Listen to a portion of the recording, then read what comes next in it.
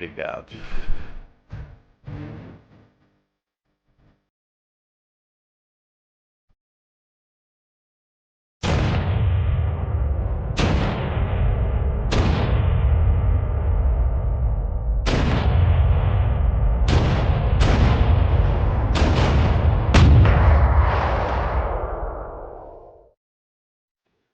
Algumas semanas após as duas grandes ações noturnas e a perda de dois dos couraçados da classe Congo, a situação japonesa em Guadalcanal estava ficando bastante séria. Com o fim de seus transportes, a marinha japonesa tentou trazer suprimentos através de destroyers, mas eles demoravam para descarregar e podiam ser atacados por aviões ao norte pela manhã. Em seguida, eles tentaram submarinos. E isso melhorou um pouco o sigilo das entregas, pois os submarinos podiam descarregar a noite toda tranquilamente e simplesmente sumir debaixo d'água durante o dia. Mas os submarinos estavam apenas trazendo comida suficiente por noite para o consumo do dia seguinte, cerca de 20 a 30 toneladas. Levar essa comida para a linha de frente era bastante difícil e o exército japonês estava gradualmente passando fome. Nem os destroyers nem os submarinos podiam entregar equipamentos pesados, como artilharia ou tanques, mas simplesmente manter o terreno exigia mais comida do que os submarinos eram capazes de entregar. Então tiveram uma nova ideia, que foi bastante divertida.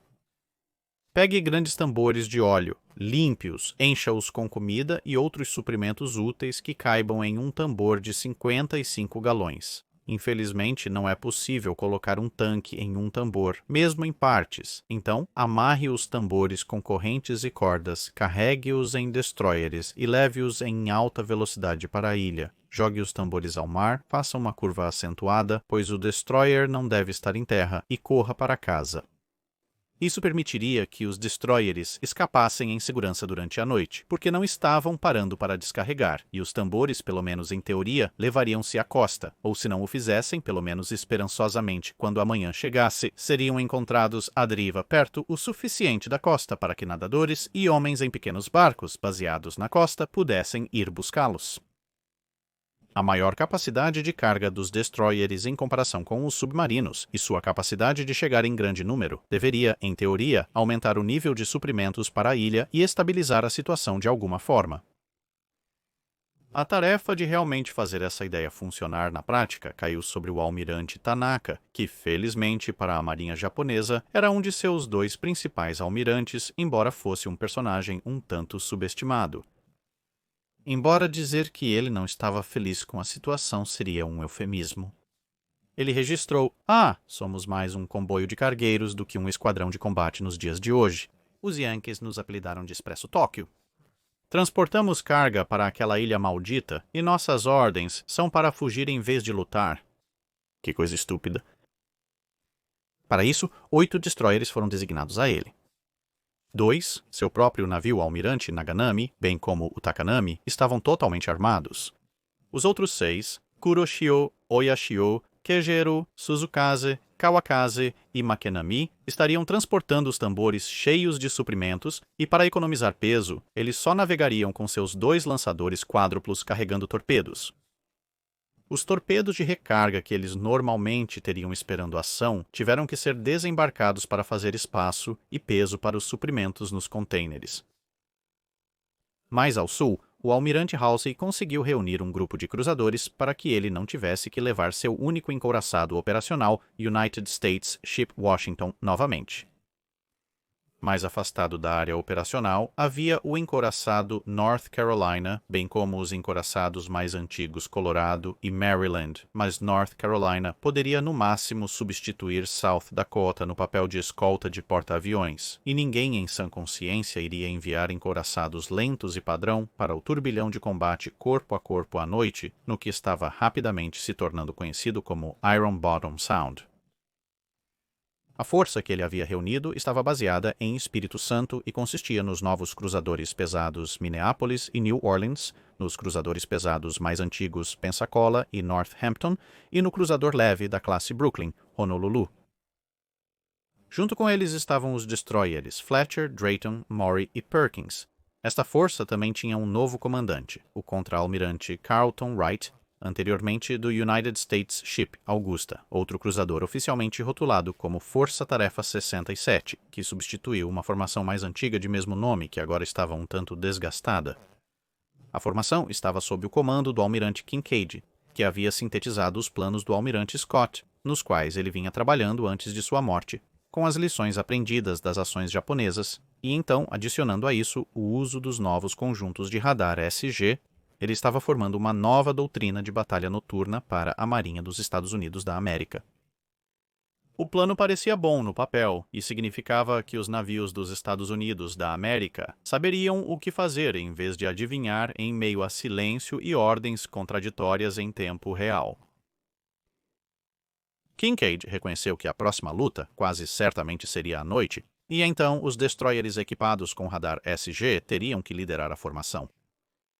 Eles então encontrariam os japoneses e lançariam torpedos, depois se afastariam e deixariam os cruzadores se engajarem com tiros a uma distância média que foi estabelecida em cerca de 10.000 a 12.000 jardas, a fim de manter os cruzadores fora do que eles estimaram ser um alcance de 10.000 jardas para os torpedos japoneses. A menos e até que uma chance de apoiar os cruzadores com tiros se apresentasse, os destroyers deveriam ficar fora do caminho e então, é claro, potencialmente entrar para ajudar. Se possível, as aeronaves de reconhecimento dos navios estariam soltando sinalizadores conforme a doutrina de combate noturno japonesa. Caso contrário, se essas aeronaves não estivessem disponíveis, então estrelas de artilharia poderiam ser usadas, mas o uso de holofotes era proibido em todas as circunstâncias, exceto nas mais graves, uma vez que a experiência operacional mostrou que basicamente todo navio que havia usado holofotes à noite até agora se tornou um alvo para todos os outros navios na área. A nova força era algo como uma força improvisada. Navios foram poupados ou desviados da escolta de porta-aviões, destroyers desviados de escoltas de comboio, e metade da força chegou de Pearl Harbor poucos dias antes, em 27 de novembro. Contudo, a Marinha dos Estados Unidos da América tinha, ao menos temporariamente, um grupo de tarefas baseado em cruzadores na região de Guadalcanal. E então, em uma jogada que deve ter parecido brilhante para alguém, Kinkaid foi transferido e o contra-almirante Carlton Wright, que não havia visto nenhum combate de superfície até agora na guerra e que acabara de chegar junto com o United States Ship Minneapolis, recebeu o comando logo quando as notícias começaram a chegar de que todas as novas lições de combate noturno logo precisariam ser colocadas em prática. A Força-Tarefa 67 foi definida para zarpar em 12 horas de aviso no dia 29, aguardando o sinal para levantar âncora. Graças aos especialistas em decifração dos aliados, a Marinha dos Estados Unidos da América agora sabia quando Tanaka deveria fazer sua corrida de suprimentos, embora graças a alguma confusão, provavelmente resultante do uso de destroyers como transportes, os oficiais de inteligência passaram uma mensagem ao efeito de que a força japonesa seria composta por 6 destroyers e 6 transportes. Mas, em qualquer caso, a força dos Estados Unidos da América partiu para interceptar, passando pelo canal Lengo entre as ilhas Florida e Guadalcanal, com o objetivo de encontrar o inimigo na mesma lacuna entre a ilha Savo e Guadalcanal que tinha visto tanta ação nos meses anteriores. No caminho, eles pegaram os destroyers United States Ship Lemson e United States Ship Lardner, que estavam por perto, tendo escoltado navios de suprimentos. Foi dito a eles para se juntarem à retaguarda da linha depois que o grupo de tarefas dos Estados Unidos da América que estava chegando quase colidiu com o referido comboio. Também no caminho, eles receberam uma atualização de que a força inimiga provavelmente seria composta inteiramente por destroyers, embora essa inteligência também sugerisse que os destroyers poderiam estar tentando desembarcar reforços, bem como reabastecer. Ironicamente, isso significava que a Marinha dos Estados Unidos da América estava se mobilizando para interceptar a força de Tanaka antes mesmo de Tanaka partir para uma etapa final de sua corrida. Quando a força de Tanaka partiu, um dos observadores da costa aliada avistou-a e a relatou. Os observadores da costa eram um sistema de observadores humanos que funcionavam como radares falantes, instalados em vários lugares na cadeia de ilhas, frequentemente atrás das linhas inimigas, para observar e relatar os movimentos de navios japoneses. Aeronaves de reconhecimento dos Estados Unidos da América confirmaram isso. Cruzadores dos Estados Unidos da América lançaram aeronaves de reconhecimento para missões noturnas, com ordens de pousar em espaços americanos próximos após completarem as varreduras. Em teoria, as aeronaves reabasteceriam e decolariam novamente para fornecer as descargas de sinalizadores na ação noturna, evitando ter aeronaves abastecidas nos convés dos cruzadores. No entanto, como se viu, condições climáticas adversas impediriam que decolassem novamente a tempo naquela noite e eles não participariam da ação subsequente. Por outro lado, uma aeronave de reconhecimento japonesa avistou um comboio de suprimentos, quase certamente o mesmo de onde Lampson e Lardner acabaram de ser emprestados, e Tanaka percebeu que qualquer comboio também deve ter uma escolta, e se havia uma escolta, ela deve estar por perto, e se estava por perto, então era bastante possível que ele pudesse se deparar com ela, e portanto eles poderiam esperar encontrar resistência.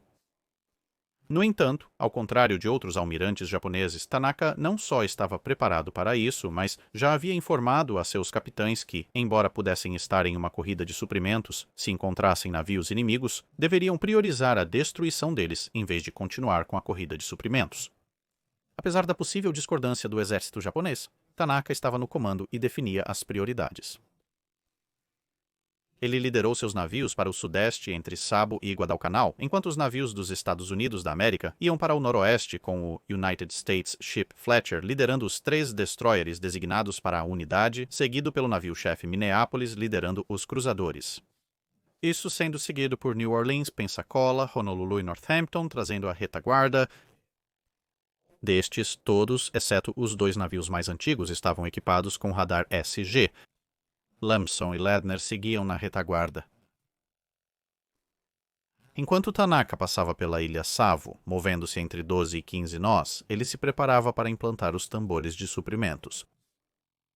Enquanto isso, navios americanos navegavam na direção oposta a 20 nós, detectando as embarcações japonesas no radar, porém muito além do alcance de tiro noturno. A formação dos Estados Unidos da América avançou, enquanto os japoneses, desavisados, começaram a soltar os tambores de suprimentos em seus convéses. 6 minutos após o radar americano detectar a marinha japonesa, o navio almirante de Tanaka avistou os navios dos Estados Unidos da América e ordenou que os destroyers japoneses se preparassem para a ação. Minutos depois, os destroyers dos Estados Unidos da América a 7.000 jardas de distância pediram permissão para disparar torpedos, pois uma das ordens emitidas no último momento antes do pôr do sol era semelhante às de batalhas anteriores: não atirar sem permissão direta do almirante a menos que estivessem abaixo de 6.000 jardas e com contato inimigo confirmado. Neste ponto, as 2 formações estavam prestes a se cruzar, então um lançamento nesta fase faria com que os torpedos corressem em direção aos navios japoneses, que se aproximavam em uma direção perpendicular, fechando rapidamente e na faixa mais curta e ótima. Mas nada voltou. Os minutos passavam e o almirante Wright recusou a permissão para atirar, alegando que a distância era muito grande. Na verdade, o alcance era menos da metade do alcance máximo de um torpedo Mark 15, algo que o capitão William Cole do Fletcher não perdeu tempo em informar ao almirante e que o oficial executivo do Fletcher mais tarde registraria como a coisa mais estúpida que já ouvi. Após mais alguns minutos, finalmente veio a ordem para disparar os torpedos. Durante o tempo, desde a solicitação inicial, as formações se aproximaram e passavam uma pela outra. A deflexão necessária significava que os torpedos americanos, quase 2 dúzias na água, perseguiam os destroyers japoneses, implicando em uma corrida mais longa e uma evasão mais fácil se as armas fossem avistadas, já que a velocidade de aproximação seria consideravelmente menor.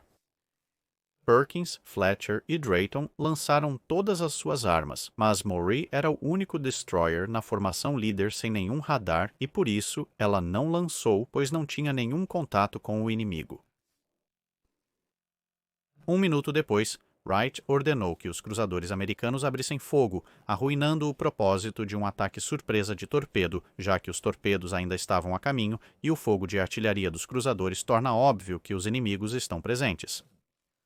Conforme os planos de batalha, os destroyers dispararam Star Shell para iluminação, pois as aeronaves não apareceram e então partiram em alta velocidade para abrir as linhas de tiro para os navios maiores que os seguiam. O destroyer japonês mais próximo era um dos dois navios totalmente armados, Takanami. O fogo de artilharia do cruzador americano a destruiu rapidamente.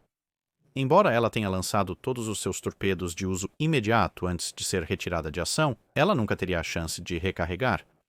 Enquanto isso, os navios dos Estados Unidos da América a registraram como um cruzador da classe Atago, mas não importa. Os outros 7 destroyers estavam acelerando, o que também os tirou da linha prevista de avanço dos torpedos americanos, e então começaram a girar cerca de 180 graus em um curso paralelo com os navios americanos enquanto lançavam fumaça e disparavam seus próprios torpedos. Dentro de 10 minutos após o início do confronto, o primeiro de quase 4 dúzias de torpedos japoneses de longo alcance estava a caminho. Apesar de ter ordenado um ataque de torpedo por seus destroyers, Wright e vários de seus capitães não parecem ter considerado que estavam no alcance recíproco dos torpedos japoneses. Talvez eles acreditassem nas afirmações de Bjord de que os japoneses nunca construiriam um torpedo tão bom quanto um americano, e os navios americanos, segundo Wright, estavam disparando no limite de seu alcance.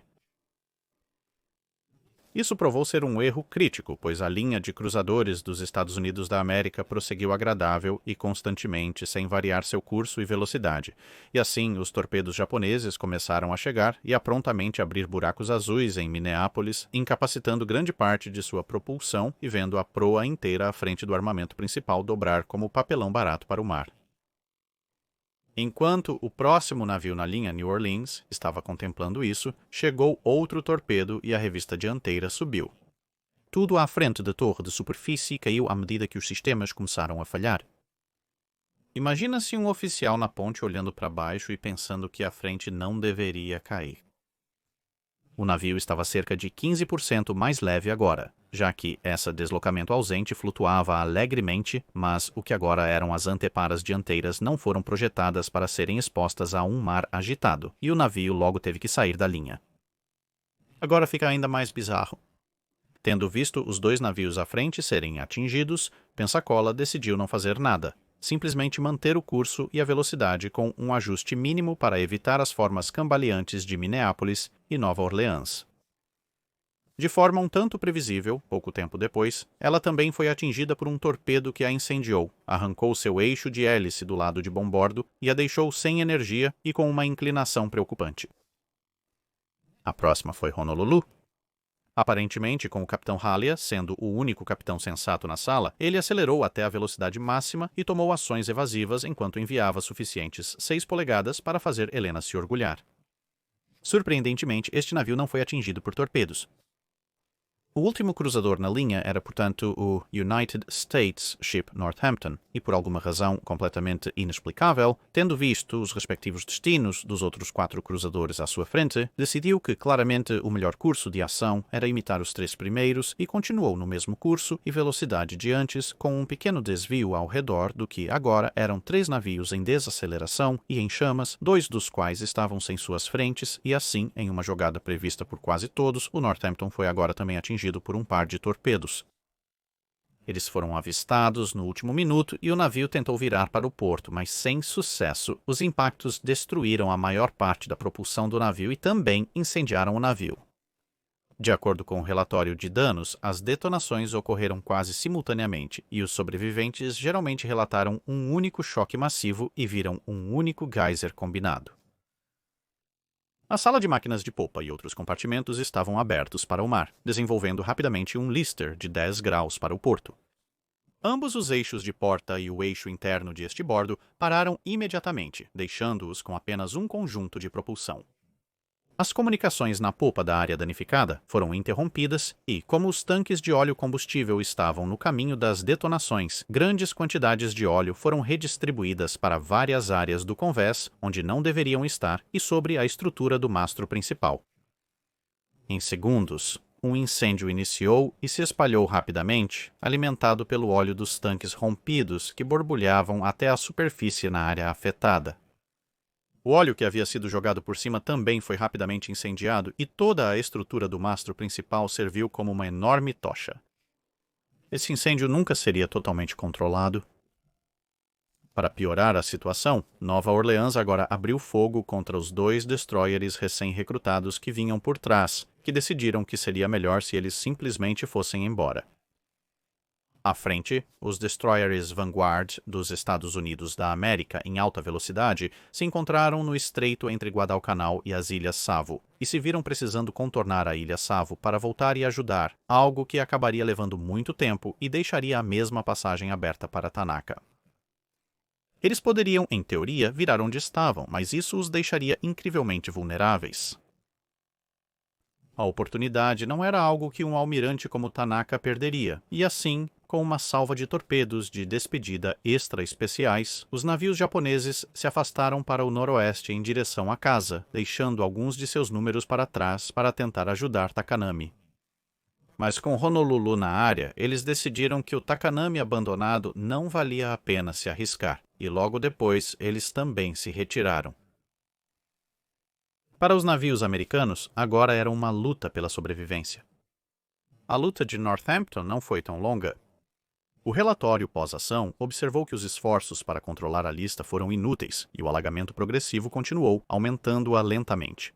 A transferência de lastro, combustível e o contra-alagamento tiveram pouco efeito. Cerca de 1 hora e 40 minutos após o torpedo atingir o navio, ele foi abandonado, exceto pelo oficial comandante e uma equipe de salvamento. Quando a lista atingiu 55 graus, a equipe de salvamento e o oficial comandante também abandonaram o navio. Pouco depois, cerca de 3 horas e 15 minutos após ser atingido, o Northampton virou completamente e, com a quilha à mostra, afundou pela popa. A partida da força de Tanaka permitiu que muitos sobreviventes fossem resgatados por barcos, patrulha e outras embarcações baseadas em Guadalcanal. Os outros 3 cruzadores que haviam sido atingidos conseguiram se arrastar lentamente até Tulagi, muitas vezes nem mesmo alcançando o ritmo de caminhada. Felizmente, Tulagi não estava tão longe, e os navios chegaram com incêndios e inundações ainda a bordo, auxiliados por 4 dos destroyers, enquanto os outros 2 foram ajudar os sobreviventes de Northampton. A bordo dos 2 navios da classe New Orleans, ambos flutuavam graças aos esforços heróicos de elementos de sua tripulação, número deles que infelizmente mais tarde seriam encontrados mortos em seus postos, tendo renunciado a oportunidades de escapar em favor de completar o trabalho vital de controle de danos, mesmo que isso lhes custasse o último suspiro. Minneapolis ainda tinha sua proa presa, mas inclinada a quase 90 graus, atuando como uma enorme barreira de água. Uma vez seguro, Pensacola seria o primeiro a ser reparado e enviado ao sul, processo que durou cerca de 1 semana. Ela teve uma sorte incrível. Um dos torpedos atingiu um tanque de combustível, cobrindo a popa do navio com chamas líquidas que escorreram para o casco e detonaram projéteis no paiol de popa devido ao calor intenso. Felizmente, foram detonações individuais de ordem relativamente baixa, ocorrendo em sequência, em vez de uma detonação em massa de cargas de propelente que condenou outros navios. Os outros 2 precisaram de proas temporárias de troncos de coco locais para aliviar a pressão nos anteparos internos expostos ao mar.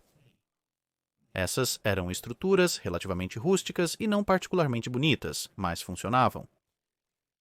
A maior parte da semana seguinte foi dedicada a isso, durante a qual os navios seriam cobertos com redes de camuflagem para desviar a atenção dos aviões japoneses. Eventualmente, chegariam em segurança, mas levariam quase 1 ano para concluir os reparos e substituir as proas.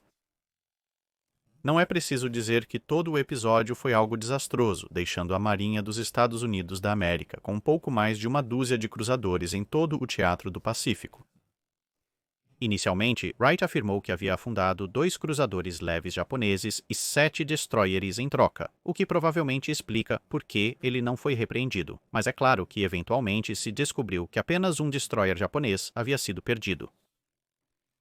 Claro que isso foi em uma época em que os torpedos dos navios americanos não funcionavam muito bem, e os Estados Unidos da América, incluindo Wright, se recusavam a acreditar que os torpedos japoneses funcionavam incrivelmente bem, embora depois de tantos confrontos com os navios japoneses disparando torpedos e afundando embarcações aliadas a uma distância considerável, você poderia pensar que a velha linha de submarinos cansados deve ter se aproximado, pode ter soado um pouco cansada. Mas é o que Wright afirmou em seu relatório, apesar de ser óbvio pelas medições do telêmetro. do confronto que a distância tinha sido próxima o suficiente para que até mesmo alguns torpedos da Primeira Guerra Mundial pudessem ter chegado a 2 oficiais que anteriormente chamaram atenção para o fato separadamente. Que os japoneses tinham torpedos superiores, Almirante Scott e Capitão Rooks do United States Ship Houston, mas ambos já estavam mortos nesse ponto e seus avisos foram completamente ignorados. Tanaka, por outro lado, manteve que sua vitória se devia ao treinamento e habilidade de seus homens, embora, como tantos outros oficiais japoneses capazes, ele seria logo reatribuído a funções não combatentes pelo crime de não vencer com força suficiente.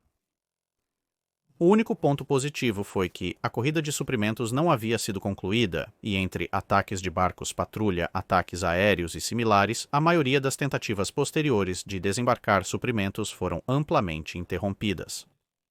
15 dias após o engajamento, a Marinha Japonesa defendia o abandono de Guadalcanal e, antes do fim do mês, a aprovação foi concedida. Restaria apenas uma última luta entre os esforços de evacuação japoneses e as forças dos Estados Unidos da América tentando fechar o cerco. Mas isso é uma história para outra hora. É isso para este vídeo. Obrigado por assistir. Deixe nos comentários abaixo sua sugestão ou comentário sobre uma nave para analisarmos. Lembre-se de comentar no post fixado sobre o dique seco.